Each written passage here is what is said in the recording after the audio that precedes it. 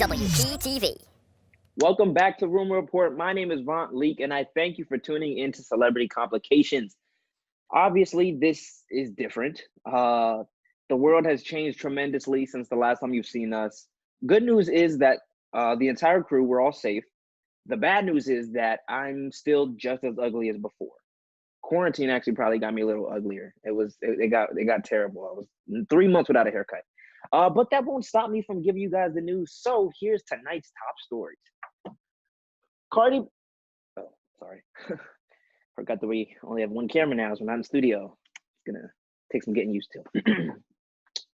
Cardi B and Offset are officially getting a divorce. After many allegations as to why the two were splitting, Cardi set the record straight by going onto Instagram Live last week and admitting that it is simply because she's tired of arguing and that some people grow apart and that it's not working. Now, she made sure to let people know that this time there were no tears and she's ready to move on. And I want to salute Cardi and Offset. This quarantine and being trapped in the house with your significant other has definitely taken a toll on a lot of people. And divorce rates throughout the quarantine I've seen have actually been at like an all-time high.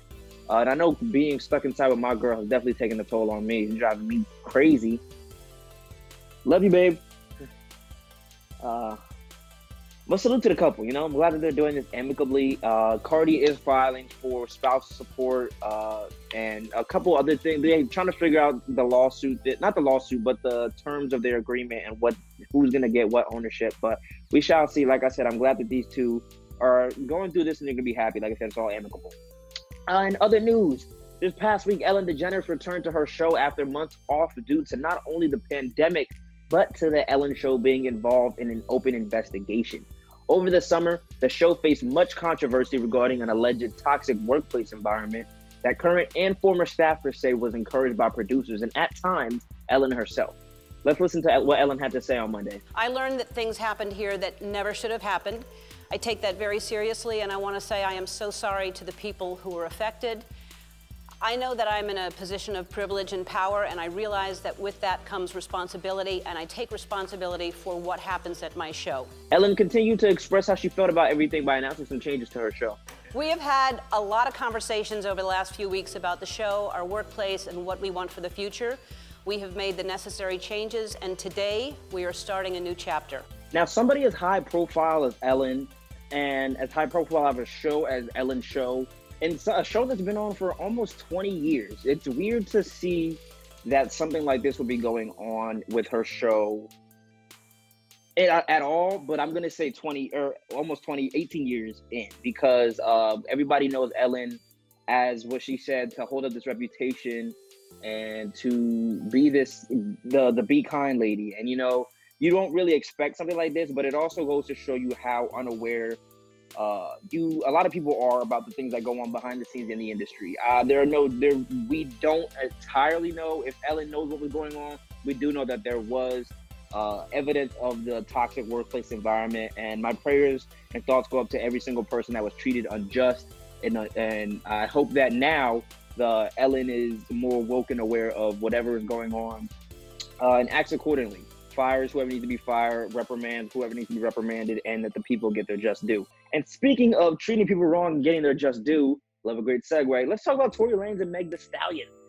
Now, Tori Lanez and Meg Thee Stallion, if you haven't heard this story already, a couple months ago, Tori Lanez shot Meg Thee Stallion in the foot after they got in an argument, and she tried to exit the car. And for the longest, we didn't know that Tori Lanez was the one that shot Meg. We didn't know officially. There were a lot of allegations. Until a lot of Tori Lanez's PR team were trying to make this out to be not his fault and try to make it seem like it was some act of self-defense or just Tori Lanez was wrong, or Tori Lanez was right and not in the wrong. That's what kind of provoked Meg Thee Stallion after a while to go and say Tori Lanez is the one that shot me on Instagram Live. And she addressed that the reason that she did not initially announce this was because she was scared of being a black woman in the hands of the police, which unfortunately, the police continue to prove us time and time again that is a sad truth that a lot of black men and women have to live. But that's another story. Now, months later and weeks later, after silence, Tori Lanez tweeted on Thursday, September 24th, quote, "To my fans, I'm sorry for my silence, but respectfully, I got time today, 9 p.m. Pacific Standard Time." Now everybody's thinking Tory Lanez is going to go on Instagram Live to address these things, but instead he decides to do the worst thing that an artist can do in the time of a pandemic. Well, not in a pandemic, but in the terms of a pandemic and the middle of all the Breonna Taylor mess, injustice that's going on. He decided to drop an album. Now, first and foremost, I think a man who is getting looked at for endangering the life of a black woman should definitely not even try to speak for during the time of the injustice of a black woman being having the whole country in an uproar. Tory said, "I'm sorry for my silence, but respectfully, I got time." There is a time to be silent, and as an advocate for black men and women who are going, first of all, as a black man, but also as an advocate for black men and women who are going through these police brutalities, Tory, I just don't think this was the right time for you. But also on the album, there are a lot of, if you listen to the lyrics, there are a lot of songs that you hear like Money Over Fallout, Queen and Slim, and you can kind of pick apart, people are saying that he's sending subliminals about his feelings that he may still have for Meg, or his side of how the whole night went down. It's up for interpretation. You can go listen to the album, and you tell me what you think, but I definitely don't think this was the time for Tory to do this. And I don't know if Tory's PR team or his management was like, yo, this is perfect.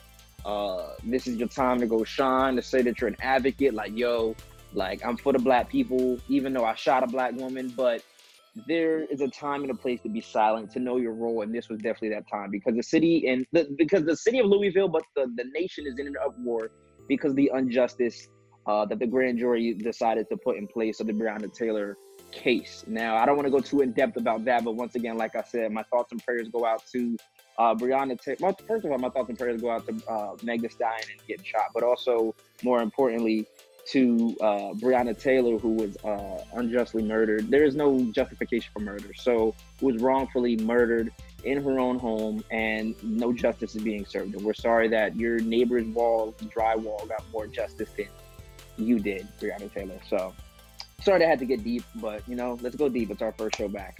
Okay. But yeah, that's all from me this week. It feels great to be back. Don't forget, you can follow us on Instagram.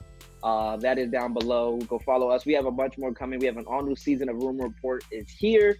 Whether we have to do it virtually or not, we are going to make it happen. So please make sure you continue to follow us. Check out all the other shows. And thank you so much for sticking around for Rumor Report. And yeah, that's all we got from this week. Once again, my name is Vont. That's our show. Good night, everybody.